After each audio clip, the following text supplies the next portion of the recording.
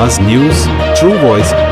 आदाब नाजरीन, आवाज न्यूज चैनल पर आपको खुशामदीद। एलआरडी के एमएलए मदन मोहन राव ने 79 यौम आज़ादी के मौके पर कैंप ऑफिस में कौमी परचम लहराया। इस मौके पर आवाम को यौम आज़ादी की मुबारकबाद देते हुए इन्होंने मुजाहिदीन आज़ादी की कुर्बानियों को याद किया और नई नस्ल को वतन से मोहब्बत के जज्बे के साथ आगे बढ़ने की तलकीन की।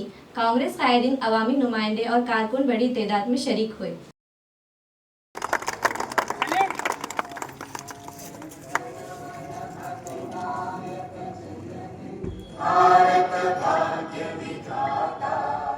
पंजाब सिंध गुजरात मराठा द्राविड उत्कल गंगा विंध्य हिमाचल यमुना गंगा उज्जल जलधि तरंगा तब शुभ नामे जागे तब शुभ आशीष मागे गाए तब जय गाता जन गण मंगलदायक जय हे भारत भाग्य विधाता जय हे जय हे जय हे जय जय जय जय हे